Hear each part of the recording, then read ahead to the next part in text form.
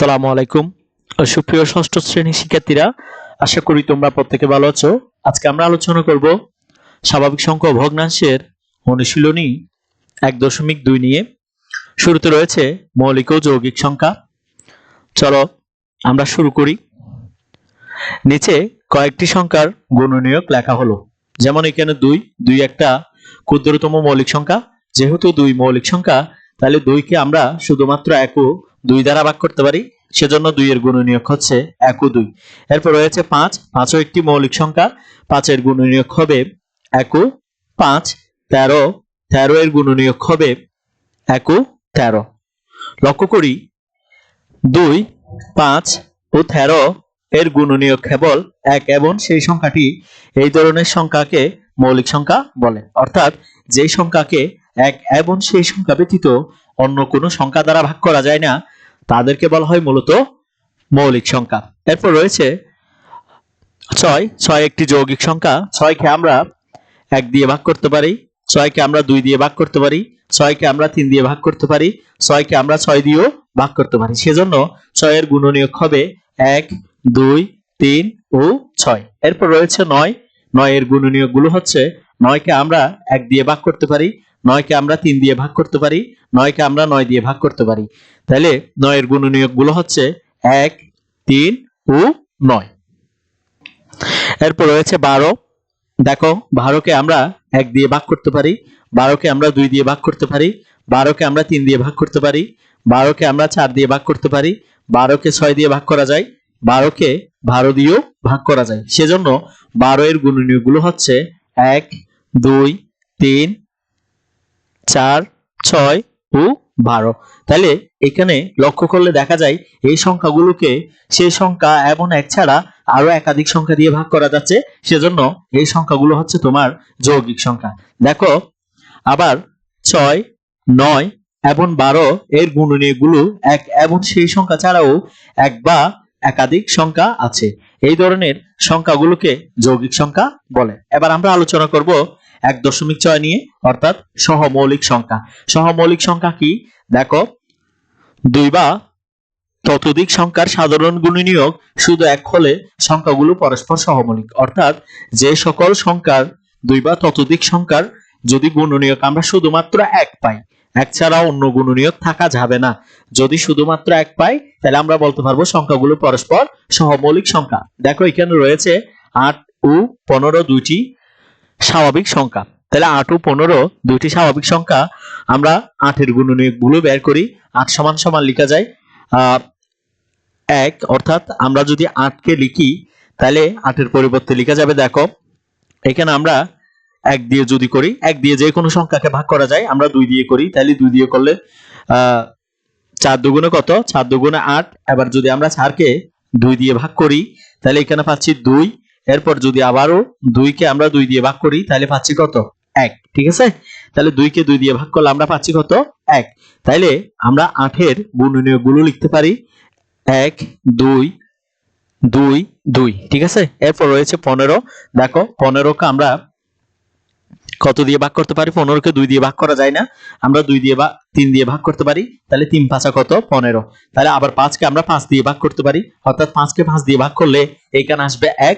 সেজন্য আমরা 15 এর গুণনীয়ক গুলো লিখতে পারি 1, 3, 5। 1, 3, 5। লক্ষ্য করি এখানে 8 এর গুণনীয়ক গুলো হচ্ছে 1, 2, 4, 8। অর্থাৎ 8 এর গুণনীয়ক গুলো যদি আমরা লক্ষ্য করি, দেখো 8 সমান লিখতে পারি 1 গুণ কত? 1 গুণ 8। এরপর লিখতে পারি আমরা 4 দুগুণে 8। তাহলে এখানে 8 এর গুণনীয়ক গুলো হচ্ছে 1, 2, 4 ও কত? 4 ও 8। এরপর 15 এর গুণনীয়ক গুলো হচ্ছে 15 কে আমরা 1 গুণ কত লিখতে পারি? 1 গুণ 15।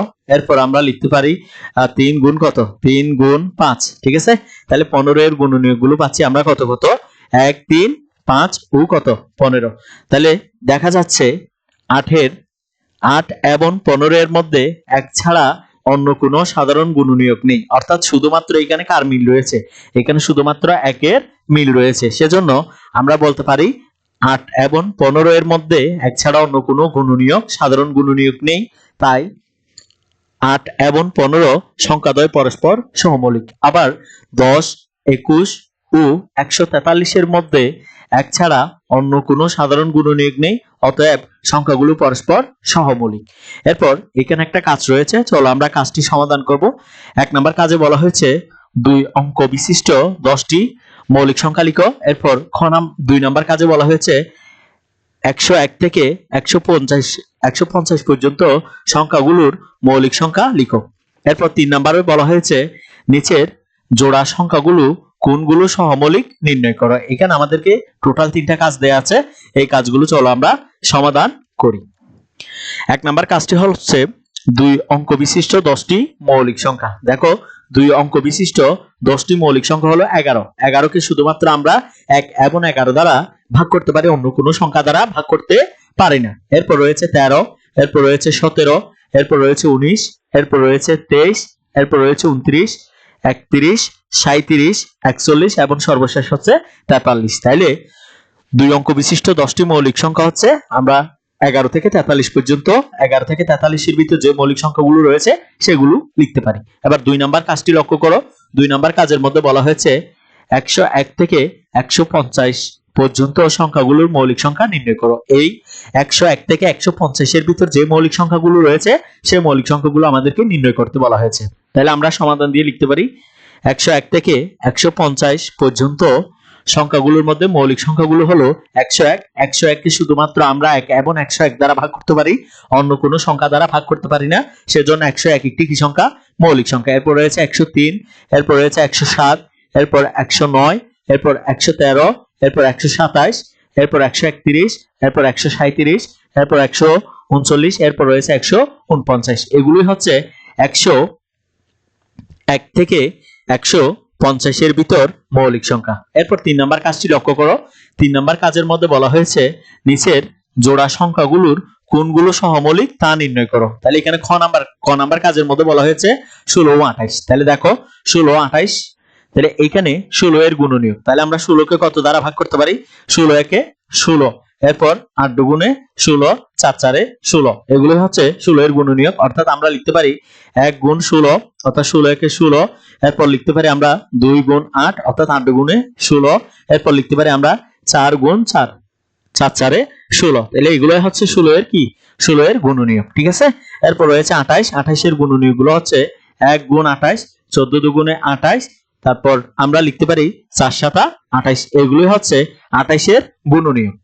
আমরা যদি লক্ষ্য করি এখানে শুধুমাত্র 1 2 4 উপস্থিত, অর্থাৎ এখানে 1 ছাড়াও আরো একাধিক গুণনীয়ক উপস্থিত রয়েছে। অর্থাৎ এখানেও 2 রয়েছে, এখানেও 2 রয়েছে, এখানে 4 রয়েছে, এখানেও কত রয়েছে? 4 রয়েছে। তাহলে 1 ছাড়াও এখানে একাধিক গুণনীয়ক বিদ্যমান, অর্থাৎ কমন রয়েছে।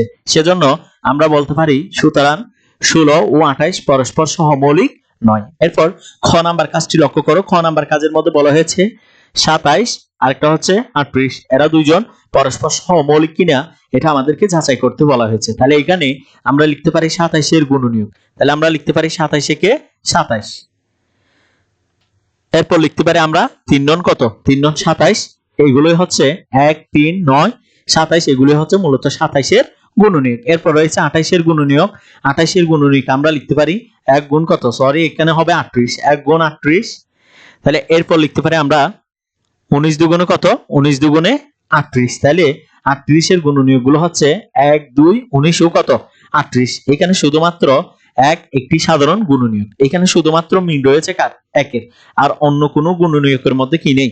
মিল নেই। সেজন্য আমরা বলতে পারি সুতরাং 27 ও 38 পরস্পর কি সংখ্যা? সহমৌলিক সংখ্যা। এরপর গ নাম্বার কাজটি লক্ষ্য করো। গ নাম্বার কাজের মধ্যে বলা হয়েছে 31 ও 43 পরস্পর সহমৌলিক কিনা সেটা তোমাকে নির্ণয় করতে বলা হয়েছে। তাহলে আমরা বলি এখানে 31 এর গুণনীয়ক গুলো দেখো। 31 একটা কি সংখ্যা? 31 একটি মৌলিক সংখ্যা, সেজন্য 31 এর গুণনীয়ক হবে শুধুমাত্র 1 ও কত? 1 ও 31। এরপর রয়েছে 43, তাহলে 43 ও কি সংখ্যা? 43 ও তোমার মৌলিক সংখ্যা, সেজন্য 43 এর গুণনীয়ক হবে 1 ও 43। তাহলে এখানে শুধুমাত্র একটি সাধারণ গুণনীয়ক, অর্থাৎ এখানে শুধুমাত্র মিল রয়েছে কার? এখানে শুধুমাত্র মিল রয়েছে 1 এর, আর অন্য কোনো গুণনীয়কের মিল নেই। সেজন্য আমরা বলতে পারি সুতরাং 31 ও 43 পরস্পর কি সংখ্যা? সহমৌলিক সংখ্যা। এরপর গ নাম্বার কাজটি লক্ষ্য করো। গ নাম্বার কাজের মধ্যে বলা হয়েছে 210 ও 143 পরস্পর সহমৌলিক কিনা এগুলো আমাদেরকে যাচাই করতে বলা হয়েছে। তাহলে আমরা লিখতে পারি এখানে 210 এর গুণনীয়ক আমরা লিখতে পারি 210 কে আমরা 1 দিয়ে গুণ করলে 210 গুণ 1 সমান সমান 210। এরপর আমরা যদি 2 দিয়ে গুণ করি 105 গুণ কত, তাহলে 210 গুণ 1 সমান সমান 200 কত 210। এরপর আমরা লিখতে পারি 105 গুণ 2 সমান সমান কত 210। এরপর আমরা লিখতে পারি 70 গুণ 3 সমান সমান কত হয় 70 এর সাথে 3 গুণ করলেও কত হয় 210। এরপর আমরা যদি লিখি 5 এর সাথে আমরা 42 কে গুণ করি তাহলে 5 এর সাথে 42 গুণ করলেও কত হয় 210 হয়। এরপর আমরা 7 এর সাথে 35 কে গুণ করলেও 210 হয়। 10 এর সাথে আমরা যদি কত গুণ করি 10 এর সাথে আমরা যদি 10 এর সাথে কাকে গুণ করি 21 কে গুণ করি তাইলেও কত হয়, তাইলেও তোমার 200 কত হয় 210 হয়। এরপর আমরা 14 এর সাথে 15 কে গুণ করলেও কত হয় 210 হয়। এগুলো হচ্ছে 210 এর গুণনীয়ক। এরপর রয়েছে 143 এর গুণনীয়ক গুলো হচ্ছে 1 গুণ 143 এরপর 11 গুণ 13 সমান সমান 143। তাহলে এখানে শুধুমাত্র একটি সাধারণ গুণনীয়ক বিদ্যমান। তাহলে এখানে শুধুমাত্র মিল আছে কার 1 এর, আর অন্য কোনো গুণনীয়কের মধ্যে মিল নেই। এখানে 5 হবে একটা, ঠিক আছে, অন্য কোনো গুণনীয়ক কি নেই, মিল নেই। সুতরাং 210 ও 143 পরস্পর কি সংখ্যা সহমৌলিক সংখ্যা। এই পর্বটি তোমরা যারা দেখেছো তাদেরকে অসংখ্য ধন্যবাদ। পরবর্তী পর্ব দেখার আমন্ত্রণ জানিয়ে আজকের পর্বটি এখানে শেষ করলাম।